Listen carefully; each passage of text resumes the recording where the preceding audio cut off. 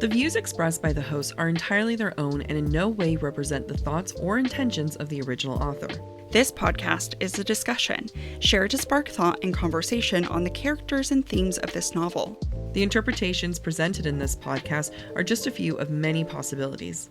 Listeners are encouraged to read along and share their own analysis of the text. Though the hosts speak mostly within the constraints of this book, series spoilers may be discussed with or without warning. Explicit language as well as themes of sex, violence, abuse, depression, self-harm, and death will recur throughout this podcast. Listener discretion is advised. If you are enjoying the podcast, check out our Patreon for more exclusive content. You can find us at patreon.com/BookTok for BookTok. Welcome to Book Talk for Book Talk with Jack and Amy, a literary podcast where we deep dive into the writings of your favorite novels.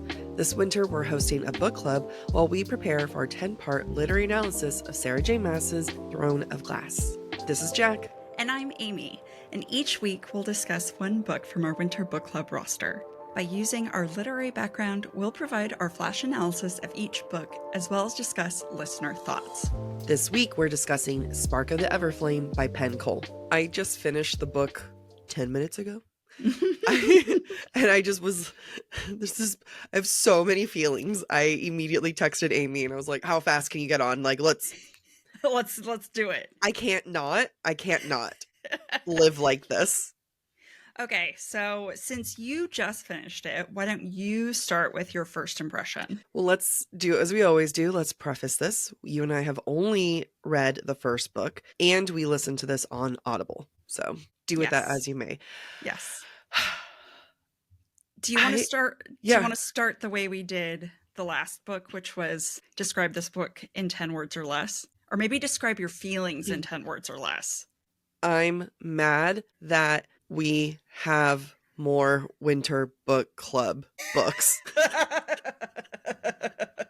10. Good job. That's exactly 10.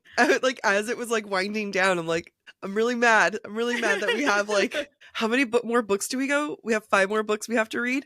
Yeah, I'm ready. I'm ready to go. I want more. And I'm just sitting here not happy about it. I understand. When I finished reading this book, the 6 Audible credits I had been saving up for Winter Book Club, didn't even think about it. I just went and got all the next books, and I was like, "Oh crap! I was supposed to." If it wasn't you, it was going to be me. Like it. I would have bought all of them. No, I enjoyed this book so much, and if I was going to do a different 10 words, let's see if I can get this. I would say a political. Damn it, that's 2 words. A political and emotional slow burn that leads to ultimate payoff. We're assuming slow burn and payoff are 1 word each, right? It is 1 word each. Hyphens. Okay, you. Okay, my 10 words. And mind you, I've listened to 2 books since this one. So I'm a little more displaced from my experience. But I would say confused girl meets confused hot fae. Why no sexy time? Our 10 words as this book club goes on is just going to be like writing boy, girl, bone now. We're going to be like cave people. You bone now.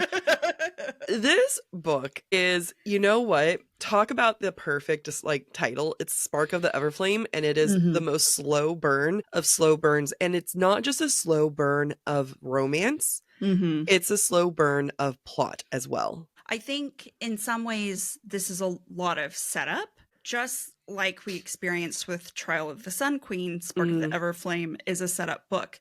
I enjoyed the setup process. Yeah.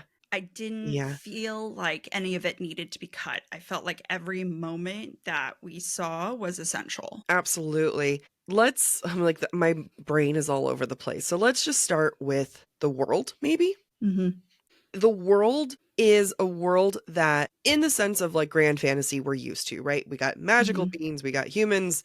I appreciate that they're not fae, you know? I like that they're something other. And then you have humans, right?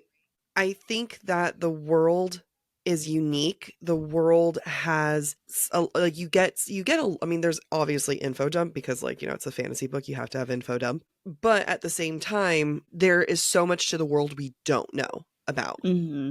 Other rulers, other systems, other class systems, other types of magic. Why is it that the different countries or different kingdoms have different types of magic? Like, Mm-hmm. do they have different gods in each area? So I think just entering this book and then kind of coming into it of like, okay, so this is a fairly unique. I mean, again, unique in the sense like it's all fantasy, so we all like it's all kind of similar, but it's fairly unique from what we've experienced with other books. I would definitely say compared to other books with fae in them, Mm-hmm. this is set apart in my mind. Agreed.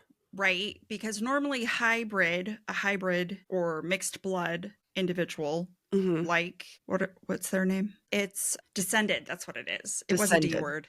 So this is the first time I feel like we've seen the lifting up of Mhm. these halfling species, or the descended in this case, Yeah. where the fae don't exist, but the descended are part fae. They are mixed human and fae, which is unique. Usually the Mhm. mix of human fae is looked down upon. Think of Bryce Quinlan in Yep, House of yep. Sky and Breath. So I really enjoyed that mix, and how humans aren't in a completely separate world. They are a separate class. Mhm. So I liked the play of that. I think that Cole did a really, really good job introducing us to the Descended through the eyes of someone who's been sheltered from them. Yeah. Now, throughout the course of the book, we understand why her mother kept her away from the Descended. It was a really good trick because you have to introduce a character who already lives in this world to Yeah. something they're unfamiliar with, which is Hard. really convenient. Yeah, it's convenient, but it's also like it's part of the plot. It's Yeah. like the fact that she doesn't know, it's not this like unbelievable thing that you're just like, "Oh my god, like you're telling me that this one person is wouldn't understand." And I like that Mm-hmm. at the very end Henry lays it out for you, for the reader. Mm-hmm. And he says, "Your dad's a general. They were going to leave him alone. Your mom never wanted anything with you to do with them. You've been sheltered." Mm-hmm. And why has she been sheltered? Because her mom knows what's going on. I mean, we Yeah. don't know what her mom knows, but Yeah. her mom knows something, which then means her dad knows something Mm-hmm. or can, knows to like avoid. And rather than just being a weird thing, it's like it just enhances the plot. It adds the layer of mystery. Why is it that she doesn't know? And what makes it so dangerous for her to uncover that information? Mm-hmm. Yeah. Oh my God. I'm all revved up. So you might have to take lead on like the direction because I'm just like so many thoughts, so many things, and feelings. Since you brought him up, let's start with Henry. Mhm. Mhm. The established first love, best friend since children. They, not necessarily each other's firsts, but each other's first loves, maybe. Yeah. And that they both had sexual experiences before coming together. I'm talking about Mhm. Diem and Henry. So, what was your first impression of Henry, and did that evolve over time? Yeah. I think we, again, something that authors have to fight against, go into books being prepared. Sarah J. Maas ruined us all. Trust nothing is our Mm-hmm. attitude. And we know we're like, this isn't the main guy, especially when there's like a hot descendant prince somewhere that, I don't believe him. What I do think that Cole did really well is making us like Henry. I think that, okay, Amy does not agree. I do Please love keep how going. all you did was slightly smirk. I know. I'm like, oh, she is angry at me. So I'm not gonna walk away being like I'm pro Henry. He reminds me of, which it won't mean anything to you because you were in China and you didn't watch Gilmore Girls. But he reminds me of Dean from Gilmore Girls, who is Rory's like first love. And initially you're like, there's no complaints. Like he's a nice Mm-hmm. guy, he's really into her, he wants to protect her. And then as you kind of look back, you're just thinking, oh no, wait a minute, there's some red flags there. There are some things Mm-hmm. that you might not agree with, but at the same time there were enough qualities that I understand why DM would love him, Mm-hmm. even though Mm-hmm. she never did. Right. She was afraid of commitment. Yeah. What about you? So you wanted to spit on his grave. As far as we know, he's alive, but uh, I very early and very easily disliked him. I'm waiting for a male character that you've liked so far in this, because even with Nadir in the last one, you're like, no, don't like him, don't trust him. Well, the difference though is that Nadir is probably Lore's mate in Trial of the Sun Yeah, Queen, yeah. whereas Henry, we're not here made to love him. we're not supposed to love Henry. Hmm. And I think there were red flags very early on, especially during their trip to deliver whatever mail in Forsyth, I don't remember the name of the kingdom. But Yeah. I just saw the red flags very early and I was like, I What don't are like some this kid. What are some red flags if you remember? One of the first ones for me was him diminishing her sensing that there was a wolf. Yeah. Yeah.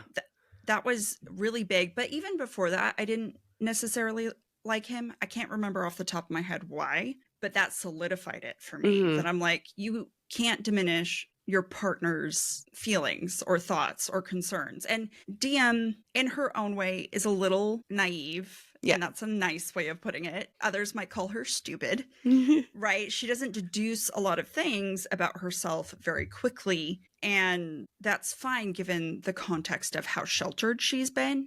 But that does not give Henry permission to constantly put her down for her naivety, which she did not choose. Yeah, absolutely. I want to bookmark the conversation. I want to come back to that, and I want to go back to one of the things you said where, maybe we believe the people when they say that they've experienced something, like a knock at their door at 2:45 in the morning. I never said I didn't believe you. For context, last night, I'm pretty sure a ghost knocked on my door and did dun dun dun dun dun dun, dun but like in a slow way. And I'm just saying, it's true.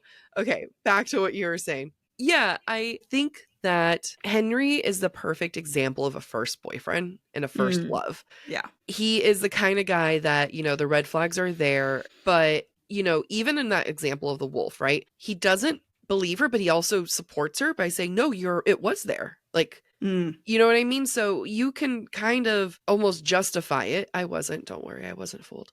But like, you can almost justify it of saying like, well, he's not telling her you imagine the whole thing. He's actually comforting her, saying, and empowering her by saying, no, you are right. It was there. You're okay. So, I mean, I'm just, like there was just enough things in there. Yeah. I never got the Henry is evil vibe. And I don't think that he's evil. I think that he's washed up on a radical side of politics there. Right. I think he's a zealot on his side of the politics. And I say that in a really demeaning way, but I understand that he's fighting for his rights and the rights of people like him. I get Absolutely. That. Yeah. And I mean, let's kind of go into the politics since that's where we're kind of like leading the conversation.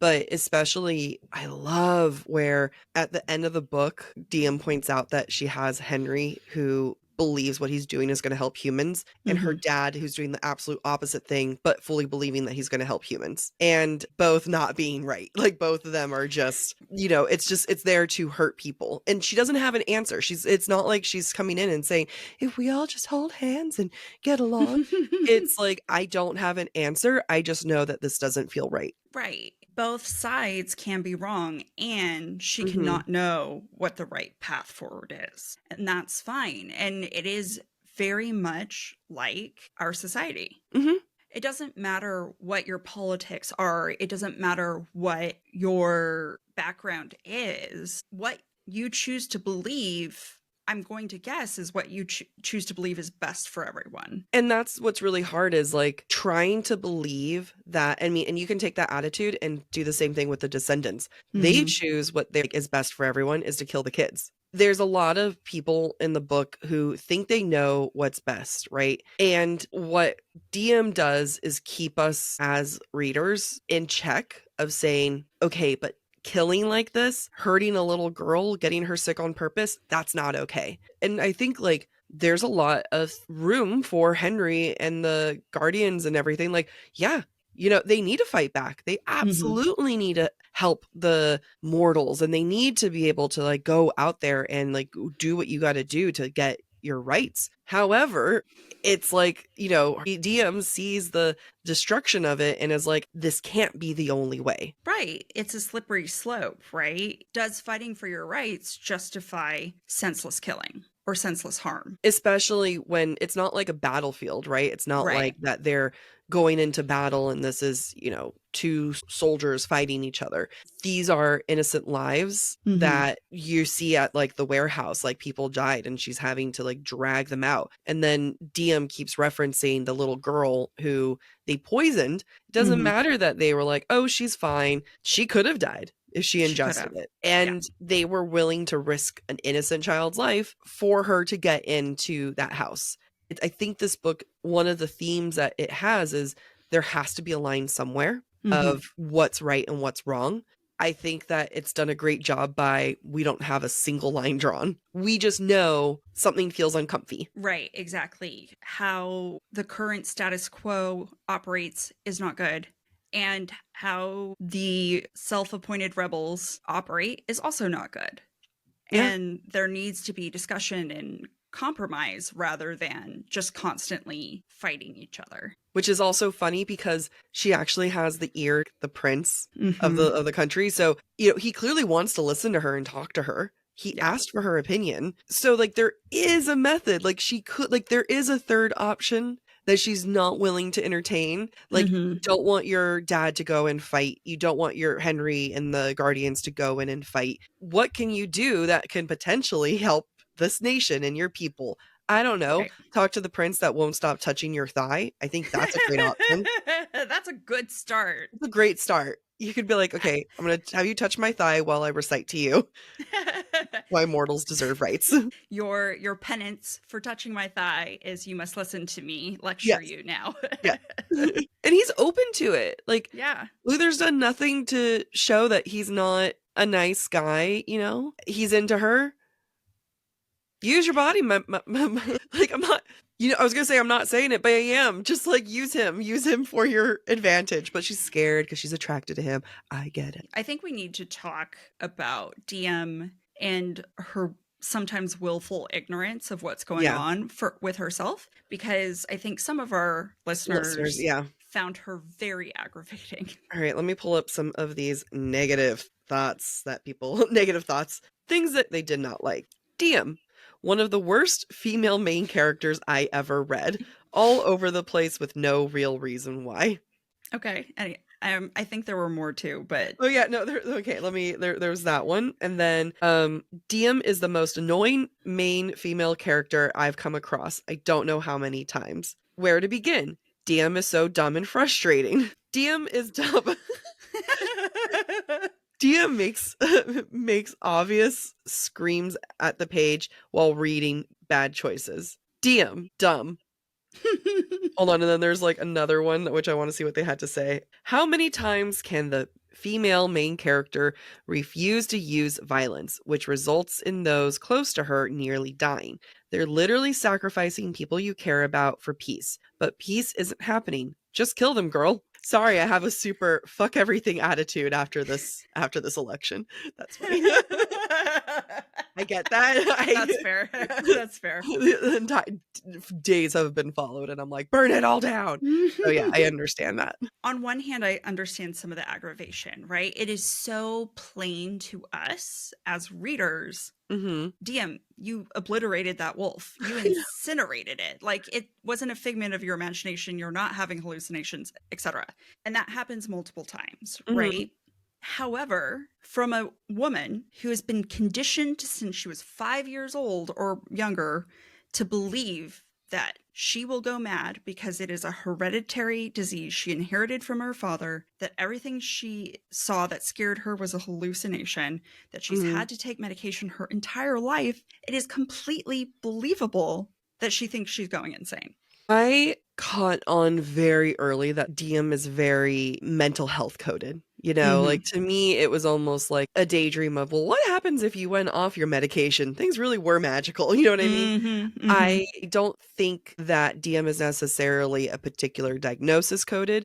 I know as someone who is bipolar, who is afraid of my own manic highs, because then that means I mean, as fun as that is, that means depression's coming. I get really scared when it comes to my medication. I get really scared of like, if I'm not on my medication, then, I'm going to get really, really high and then I'm going to get really, really low. And that's the thing with a lot of people who are bipolar and other types of mental health diagnoses. People go off their medication thinking that they're fine. And that Mhm. ends up being a huge problem where all of a sudden you think you're fine, nothing's going on, you go off your medication, and now you're starting a vicious cycle all over again. So, like, on one half, I'm like, I get it and I relate to it. On the other half, I'm just like, no, be on your medication. That's the most, even though I know that's like not, it's not what's happening, but I understand that feeling of, oh, I'm good, I'm fine. Mhm. And then that paranoia of what is this thing actually happening? Yeah. I'm so glad you called that out because I saw the analogy, but the more that I think about it, the more obvious it is to me. She would say how her medication made her feel numb and brain fog Mhm. and, tamp down her emotions so she couldn't really access them. Those are things people experience when they're on medication, Yep. Yep. myself included. So, wanting to access her truer self makes sense, especially for someone who's been so sheltered. But her fear, on the flip side of the consequences, is also warranted because she's Yeah. never had to deal with it without her mother. And it is scary because you go off of medication thinking, "Oh, I'm fine. Everything was in my head. None of Mhm. this, like, was the issue," and then things start happening, and rather than this being in the real world, people don't go off your medication unless, talk to a professional. Don't go Uh, cold turkey. don't go cold turkey and also talk to a medical professional and do it with them. However, in this fantasy setting where, it's suppressing her powers, that's a great conversation to have. I think there's a manicness to Diem that Mhm. I related to deeply, of knowing that feeling of really high highs, that manic, that aggression, that you have these thoughts coming in and you're doing your best to ignore them and saying, Mhm. well, if I walk away, it's fine. If I just, take time to myself, I can manage these things. I know how to manage it. And then, okay, let's get into her dumb choices. She's not a smart woman, and that's okay. Give room for dumb women.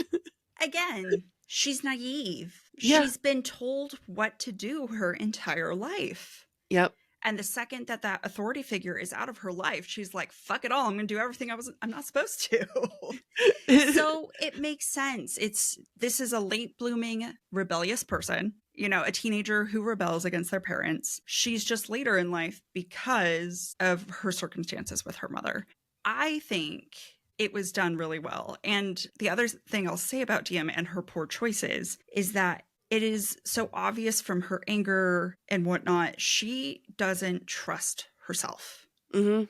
Mhm. She's never been her true self, so she's never been able to understand herself. So she can never Yeah. trust herself in those situations. And that plays out for us, including in her choices, because Mhm. she's trying to learn to trust herself. She's trying to understand herself. And we all make stupid. We choose the wrong friends. We Yeah. choose the wrong interests because it's the cool thing to do, right? They're join a It's cool to rebellion. join rebellions. It's, like, super cool. It's what all the cool kids are.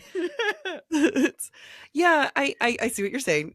She is a product of what those have made her be. Her Mhm. mom drugged her into compliance, and I think that that's, like, a really important thing to point out. I'm going Mhm. to remove the mental health aspect of it and not try to relate so hard to that, because otherwise 'cause mental health-wise, I'm like, "Be on your medication." So we're gonna remove that. We're gonna go straight into the plot. Her mother knew what she was doing, Yeah. drugged her to the point where she has brain fog, is willing to go along with everything. The family friend, Maureen Moira, literally said, "Your mother knew that you were going to be her apprentice from the beginning. Like, there was no choice." Mhm. And her mother drugged her into compliance. That is really hard when you think about it. Like, and she never has that moment of realization. She never has that hurt. Mhm. Maybe in future books that's coming, but I think that as a reader, one of the things that I picked up was how the people in her life who protected her weren't, I don't want to be like they weren't protecting her, they were hurting her, but they were controlling her, Mhm. which is something that she's going to have to reckon with. Yeah, and we see that history repeat itself with the guardians, right? Yeah. Which is when you have trauma You repeat and it sometimes. you repeat it sometimes until you learn to break the cycle. And Diem, lacking the authority figure in her life, went looking for another authority figure who withheld information from Mhm. her and used her or told her, these are the right choices. You need to make these choices. And there's a huge lack of consent on Diem's part, despite her thinking she's exercising consent. Yeah, because they're withholding, Right. and everyone's withholding from her. Mm-hmm. No one's telling her shit. She's just Nope. going around trying to make the best choices that she can, thinking that she's just living her life, right? And that's the Yeah. beginning. Like, Diem doesn't go into this book thinking, I'm going to solve my mother's disappearance, which I really appreciate. Like, Yeah. I'm thinking she's even compliant with what happened. She doesn't like it. She's mad Mm-hmm. about it. She resents it. But there's so many parts of her brain, she even points out, has blocked that off of that Yeah. actual day. And then you have, like you pointed out, with the Guardians, they didn't tell her anything about her missions, Yeah. right? And she's going there trying so hard to get their approval. Yeah. And she comes out asking, is this not enough? Now, she does it Mm-hmm. all sassy and everything, but her reaction isn't, I got you guys so much information. It's not my fault if you can't do anything. Her Yeah. reaction is this enough? Mm-hmm. And I think that speaks volumes to how she was probably raised with her mom. I was just going to say that is the reaction of a child who was raised with negligence, Mhm. who Yeah. was told they, at their truest self, were not enough. Why are we not questioning from the get-go, which we should be? Like, I think that's one of the things that Penn wanted us to do is, why is it that Diem never went to this special school? Mm-hmm. Why is it her brother? Why is it that her brother gets the opportunity and gets to, be there? Why is it that Diem is hidden from the descendants? Why is it that her mother was willing to go in to sell something to enter a bargain for her son, not her daughter? And because Teller, her brother, is funny and she loves him, but Diem is a good healer and she's fine with it. I think we're set up from the get-go of, maybe this isn't what Diem is thinking, but I think it's like fair for the reader to be like, well, what is it about you that you don't get to have these nice Mm-hmm. things? And it's not about her gender, because her Mm-mm. mother is fully engaged I would with say she is the fully a woman. also that, I mean, to Yeah, the best of my knowledge. yeah. So I want to say fully woman. Gender's a construct. Everything. Support. I meant Support. No, I made the comment. I made a joke, and I'm like, I just want everyone to know. Trans rights, I support it. I'm sorry. Continue. there's this very, very clear double standard in her family with her mom, her dad, her brother. Mm-hmm. They're all involved with the descended. No one else is protected the way Diem is, and no one seems to question it.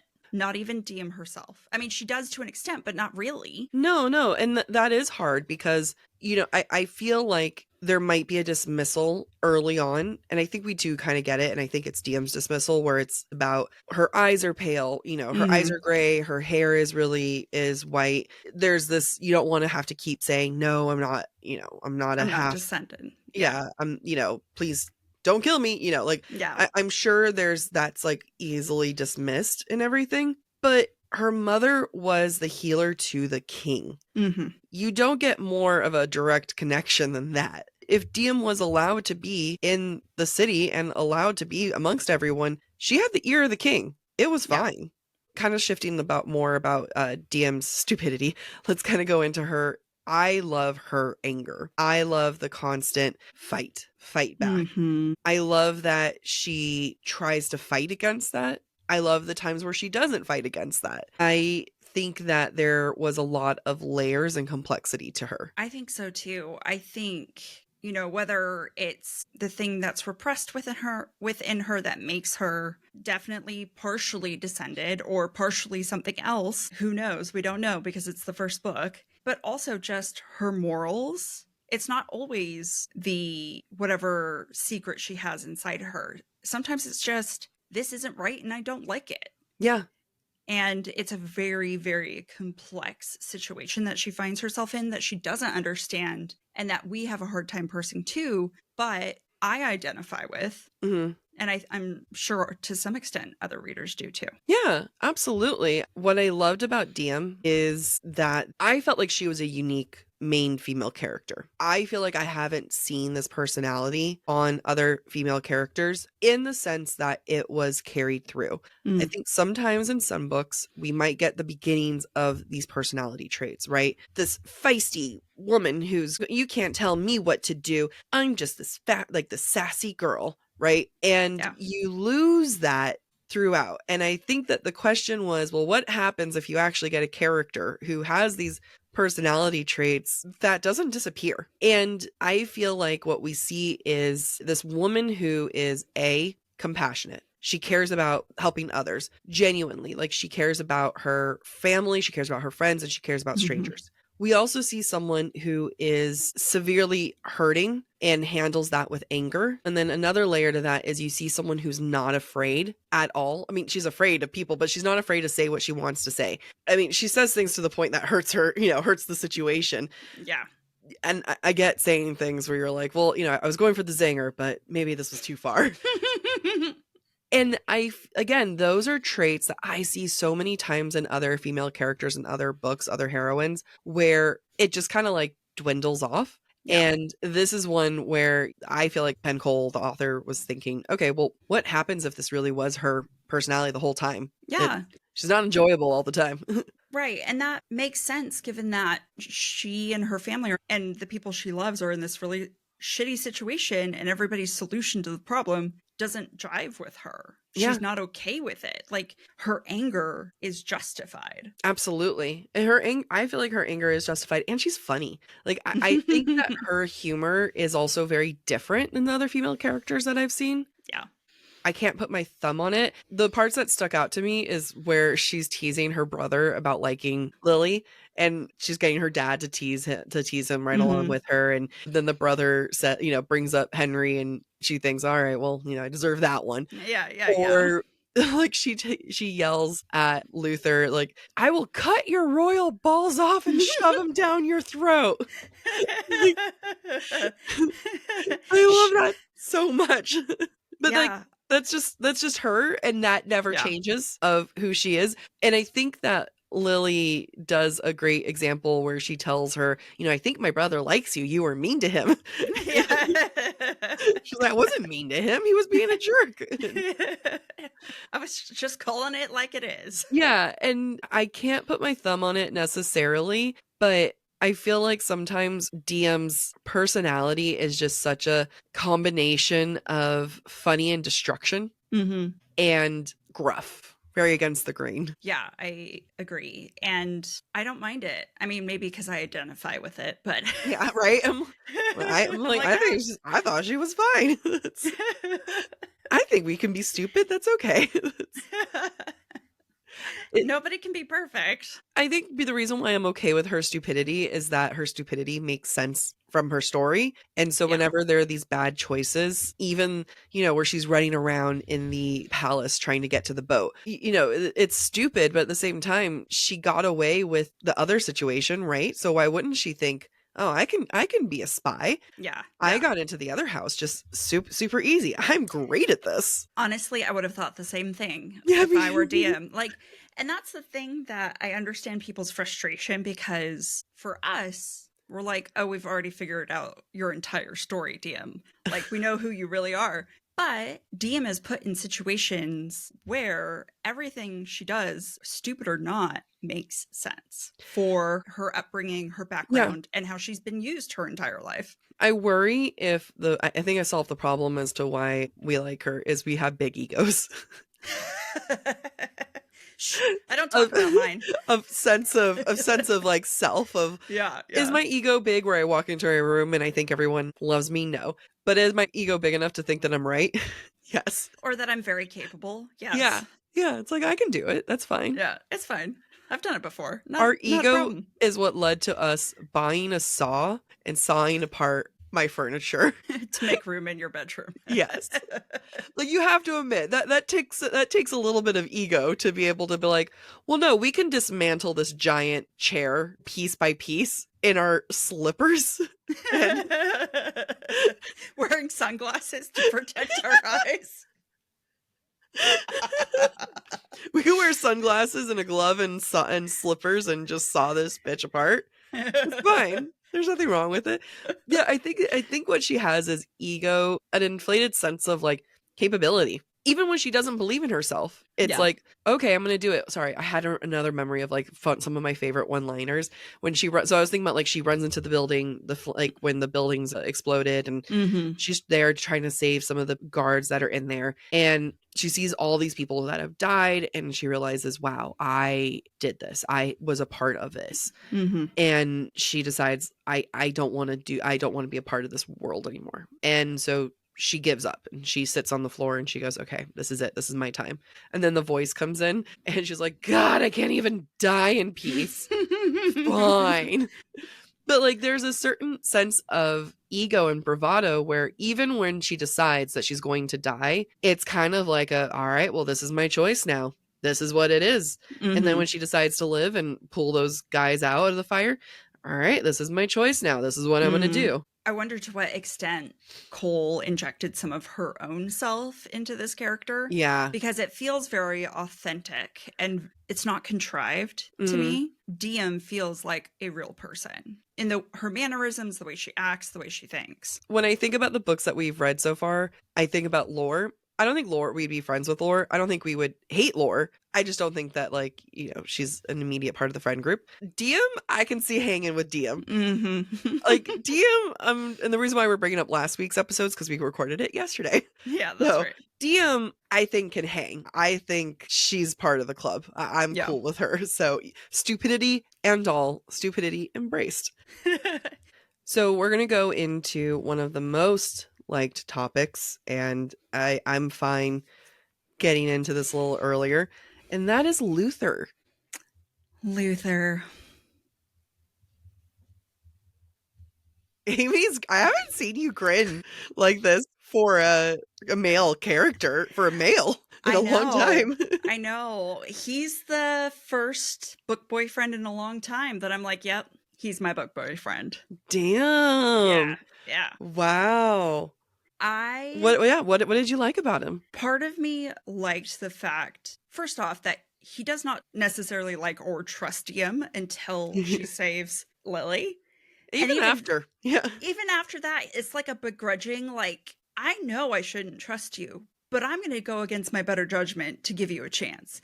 I think for both of them, I really liked their dynamic because of the reluctance on both their parts. Yeah. Yeah. And there was something about, I think it's the same way you like to like get me to crack laughing. Yeah. Like Yeah. he's such a tough cookie. Yeah. That you just want to crumble. And I enjoyed that process. Yes. And I enjoyed him. And I felt like he has these really high morals and he really believes in his position, his kingdom, how things are, the status quo. But he's humble enough to take feedback when it is from Diem. I don't know. What's not to like? What I love about him is he's not, as far as we've seen, we don't see a morally gray shadow daddy. Doesn't mean he can't, wield some dark magic shadows like that. Obviously, that's what his power is. But I'm going to compare him to, what's his name? Alexander or something like that from Witch Collector? Alexis. Yeah. I'm going to compare Luther to Alexis, and people might be like, Jack, why? This doesn't make sense. When we talked about Alexis, we talked about, well, here's a guy who doesn't fit the norm of what we normally would consider BookTok book boyfriend standard, right? People look for what's the most morally gray, what's the most, I'll burn the world for you, right? And that was a character who was not going to burn the world for the heroine. He's like, I would love for you to join. We'll leave you. Yeah. But he was also a really good guy, right? Yeah. And so now I'm coming back to Luther, and Luther seems like a really good guy. His sister, like such a good guy.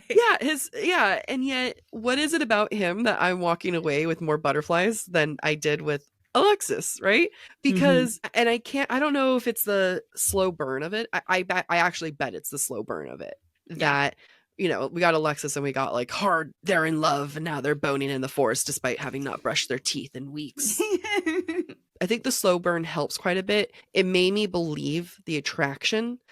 I also think what helps is Moira pointed it out that they can't stop looking at each other, that he touches her whenever he can. We see that protective instinct. However, that protective instinct never goes in front of his protection of the crown and his uncle. Yeah, he doesn't compromise what he values Mhm. for a woman he might only want to have sex with. Like, we don't know. Yeah. On one hand, I'm guessing they're fated mates. But what I Yeah. liked is that the attraction existed and the fated mate aspect wasn't really introduced until DM accessed more of her power. And I felt like it was then unleashed Yeah. and it then solidified.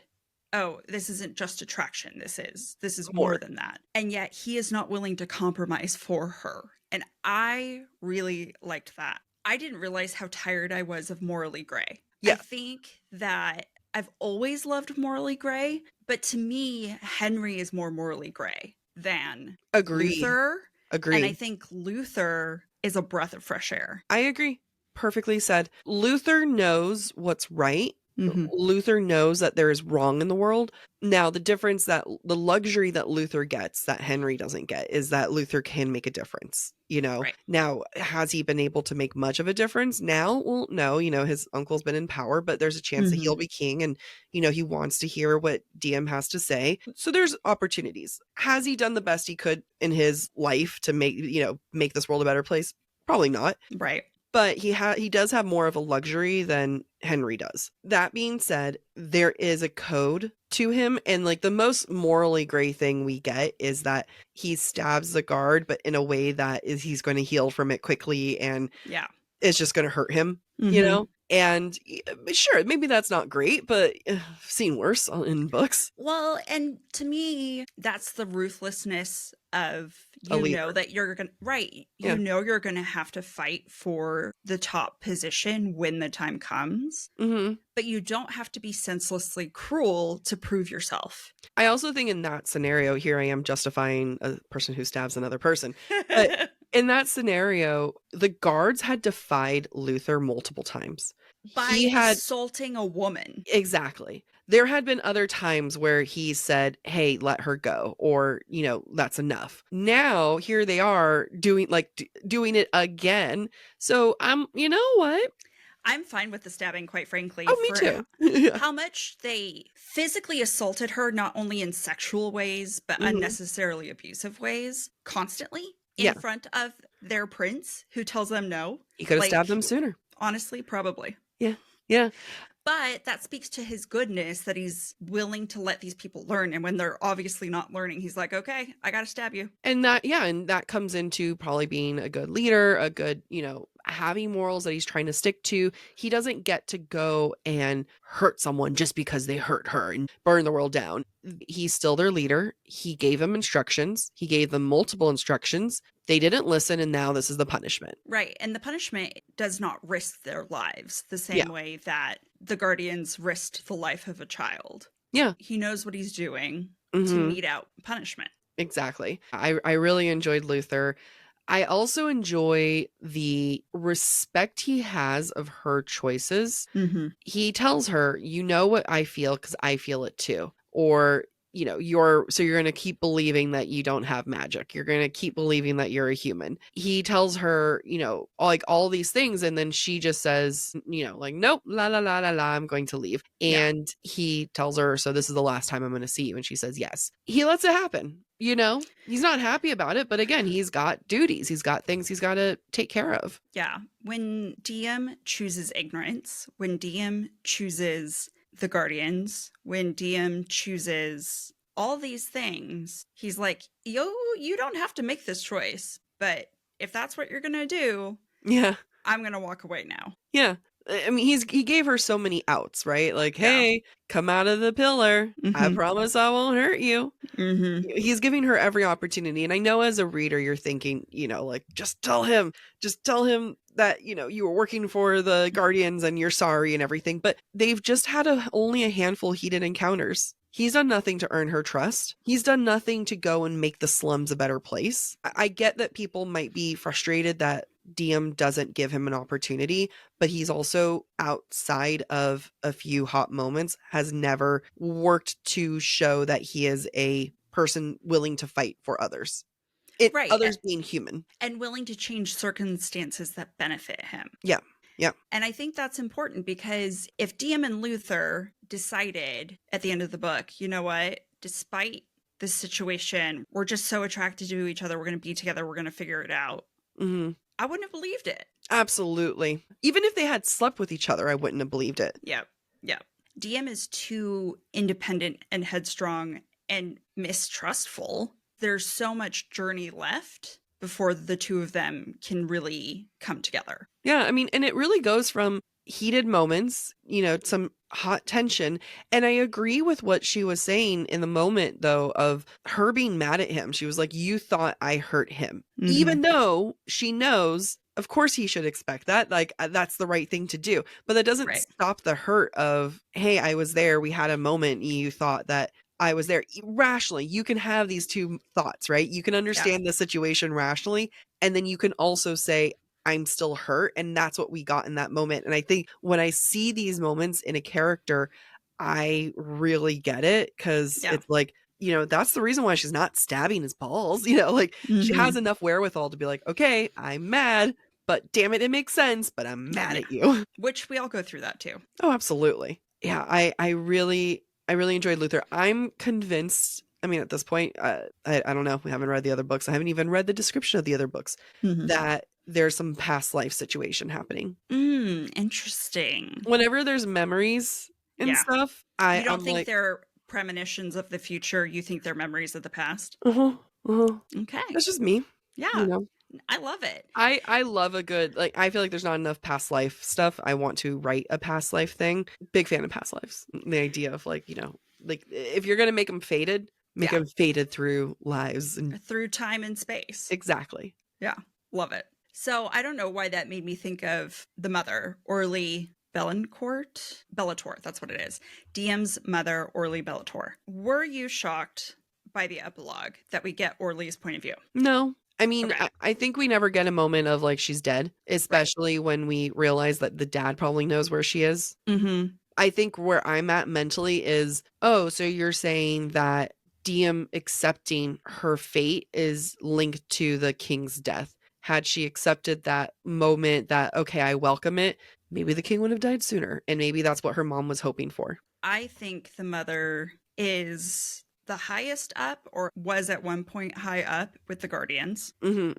I think she slept with the devil, and that's DM, is the offspring. Sorry. DM's the offspring of that. Is there a devil in here? What's the mysterious beast at the bottom? I'm just using the turn of phrase. It Oh, could be so let's go into like what we saw at the very end. Yeah. She's in a place where she has to count the days. Yeah, she's in isolation. She's in isolation and she goes to check in on something, which I did think was going to be DM's father. Yeah. Same. But then we don't see it. And it's only when the crown passes that she's like, okay, in 30 days I can go home. But why 30 days? What does that mean?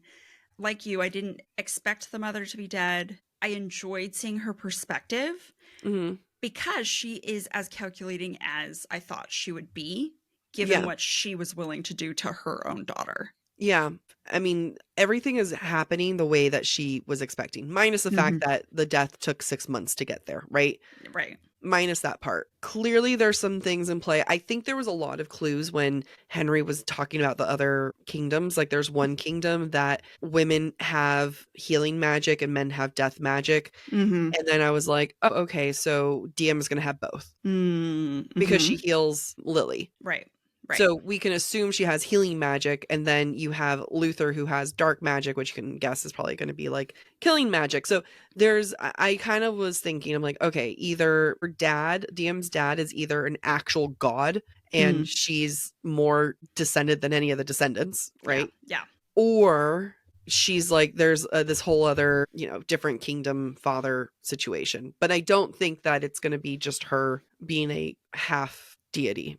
What deity? No, not divergent. What are the names again? Descendant.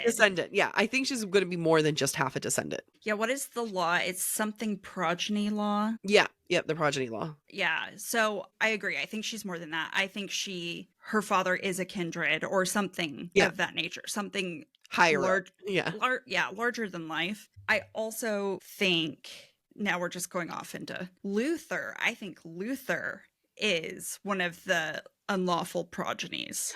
And that's why he's been Ooh. cut in half, because he was supposed to die. He was supposed to be killed as a child. I love that. And that's why he has more of a relationship with his uncle than his father, because he's his father's shame. Oh, I love that. I love that. Yeah, I'm really excited to see the next one. If I was I mean, I say this as someone who's like clearly not in a fantasy book or has ever experienced anything remotely stressful like that. But I'm like, I just walk right into the palace, be like, hey bitches, I'm your queen now. Yeah, that's Which a she's probably gonna go run and hide. Like that's that's exactly what I was going to say. no, she's gonna go run and hide. Luther's gonna come after her, or someone's gonna come after her. This is why I'm not in the fantasy book heroine, because I just be like, go get me Luther. I'm your bitch now. Or you're my bitch now. I'm your bedroom bitch now. That's like there's different people. Different people have different motivations and different aspirations. God, I'm trying to like go through everything in our heads. We talked about Henry. Her brother was a hoot and a half. And Her her brother was yeah. so adorable. I loved it. Her brother and their relationship was really cute. I Yeah. really think that the relationships were so believable. Her and her Yeah. father, her and her brother, her and Moira. I think that Penn does a really good job of showing me interactions between characters and Mhm. believing the connections that they have. Yeah, I completely agree. One random thought, because this is a note that I made. I definitely judged the book by its cover. Did it remind you of Espinova, Espinova? like a poor man's version of Espinova's cover. From a graphic design perspective, and I'm not an expert, obviously, but I'd like to do things, and I'm like, I would have done this way better. I think that for me, when I first saw it, I thought of Espinova's Kingdom of Kingdom of Exiles. Exiles. I'm thinking I'm looking up Kingdom of Exiles, and I actually avoided looking into this book because it bugged me. I thought that it was too similar, and I love Kingdom of Exiles, I love Espinova, Mhm. and I just was, I'm like, well, I'm like, I don't like that they kind of stole the art a little bit. I don't want to say they stole the art, but it's like very similar. To me, I was just like, this is going to be a shit book because the design is poor. Yeah. Turns out we're the fools. Yeah, I'm a huge fan. Oh, okay. So here is what I'm going to read because I did take a note. It's a quote. Smart and rational or privileges of the lucky, the fortunate few who could close their eyes and ignore injustice and walk away. The people of Mortal City, my people, had never been allowed to be lucky, and I was not built to walk away. This quote really got me because again, we Mm. are still within the week of the elections. I am still angry, fired up. I, want to really help people. I want to bring more awareness to women's rights, LGBTQ. Like there's a lot of things that I feel post election that spoke to me quite a bit. And for a book that I think people might immediately dismiss as romantasy, Mm-hmm. because it is romantasy, sure, it has such a larger theme to it of what is right, what is wrong, and Mm-hmm. what can you do to fight back. And that is something that, this book was published in 2023, written before that. It's just, I think that this is one of those books that I would recommend anyone, post election to either reread or read for the first time, because for me personally, I think it does a lot to speak to the feelings that I have personally. Yeah, and what I like about this, to your point, is the fact that the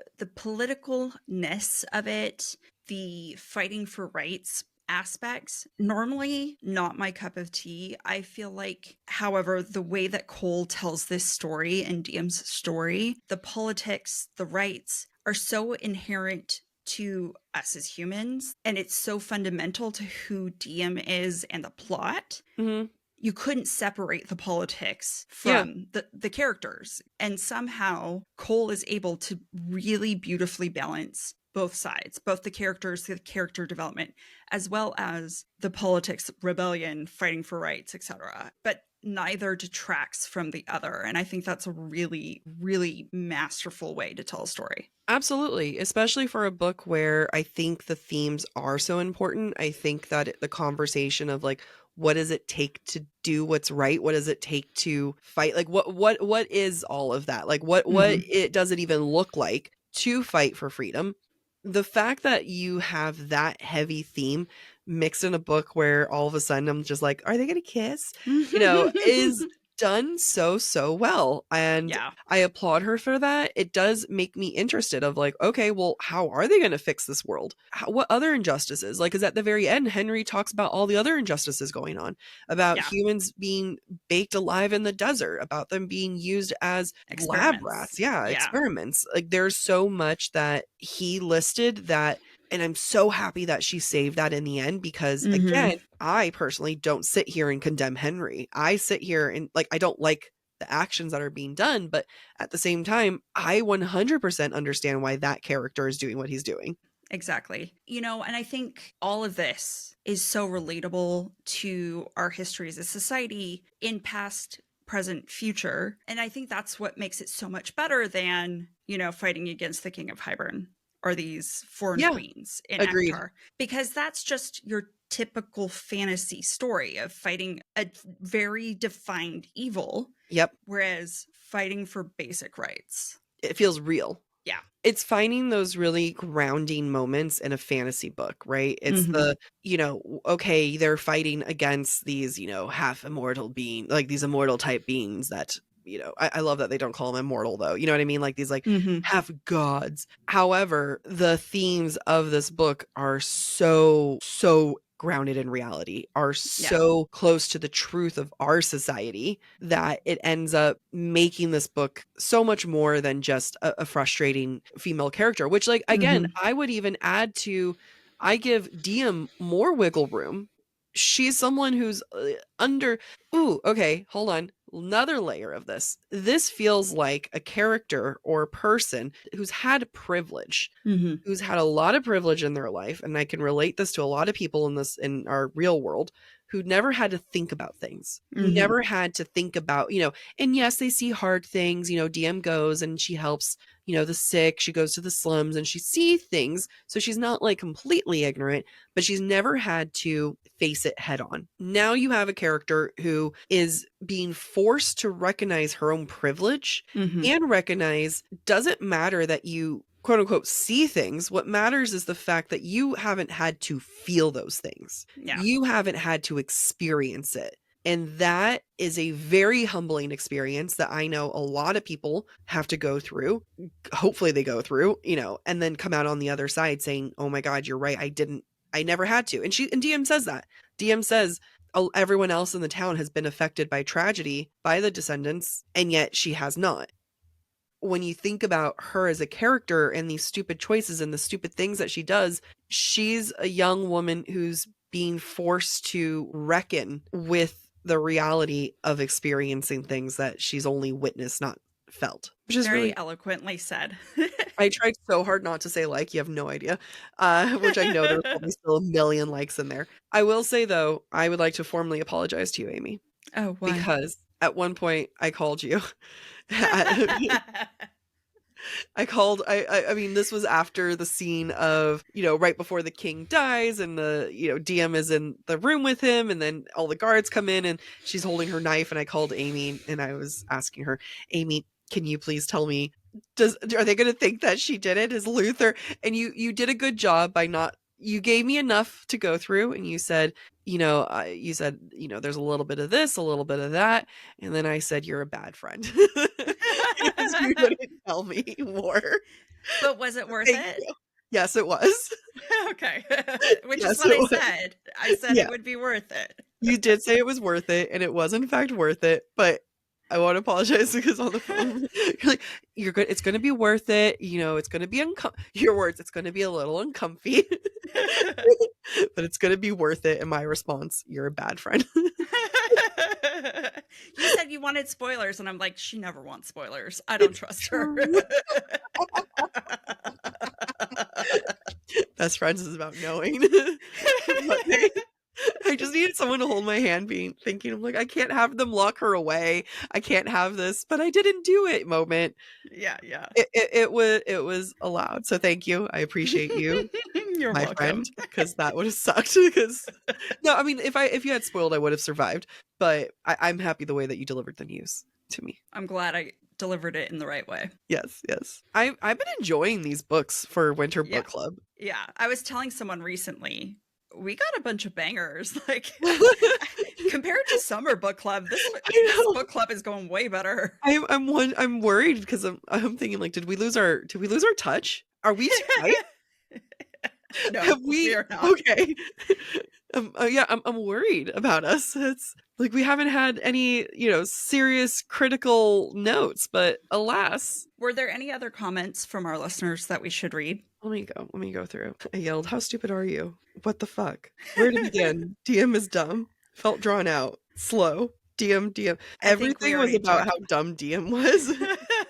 Well, I hope then that we convince some people the dumb was necessary. I don't know if I would call her dumb. I I think the wouldn't. willfully ignorant is the Yeah. best part. But this is a character who was raised to be willfully ignorant. And again, I'm going to compare it.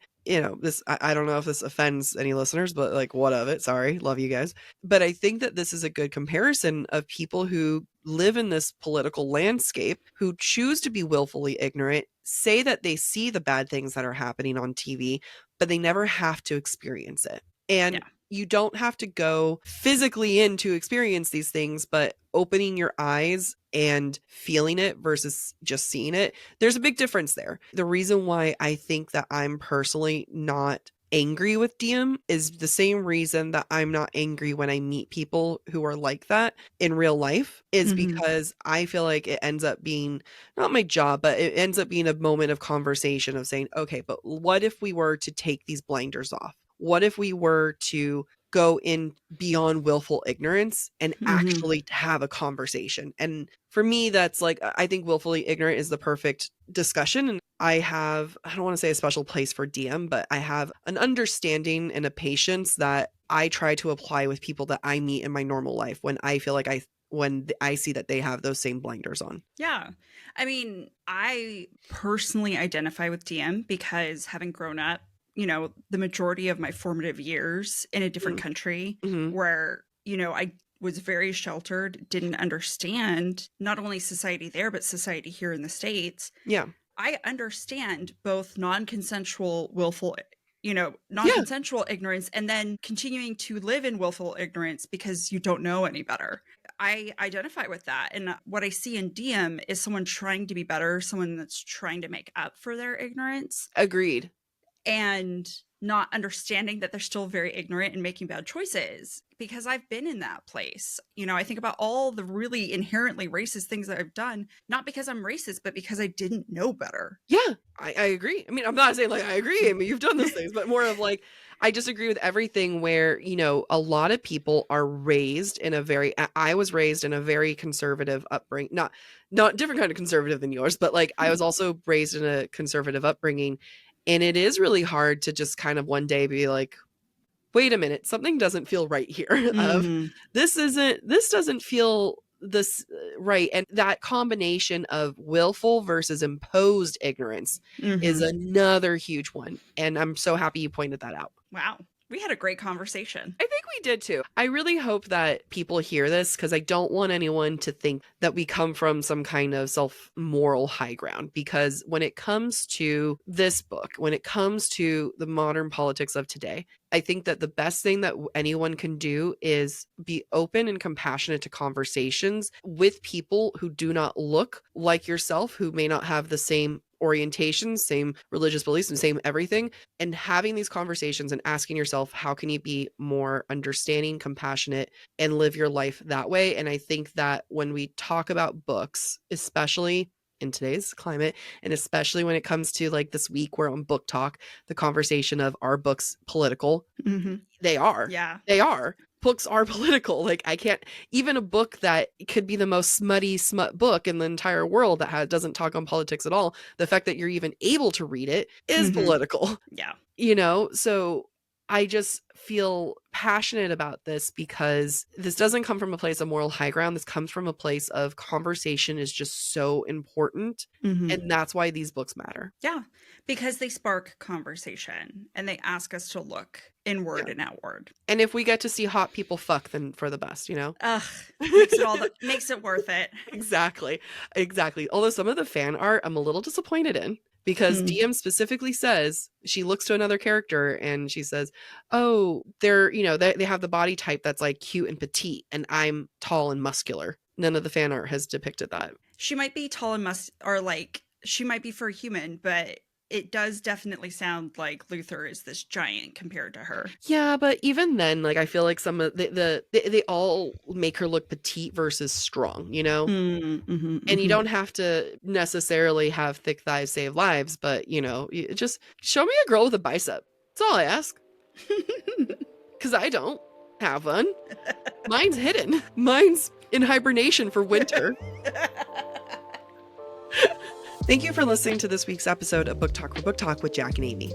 We encourage you to rate and subscribe to our show on your preferred podcast listening platform. Next week, we'll be discussing Once Upon a Broken Heart by Stephanie Garber. We would love to hear your thoughts based on today's conversation. If you would like to submit your take on any of the books we plan to discuss later this winter, please be sure to follow us on Instagram, where we ask for listener submissions. If you're enjoying the podcast, please visit our website, booktalkforbooktalk.com, to view our latest merch and learn about supporting the show through Patreon or Venmo. You can follow us on TikTok, Instagram, or YouTube at the handle Book Talk for Book Talk.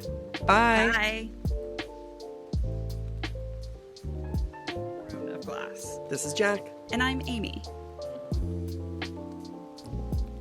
And each...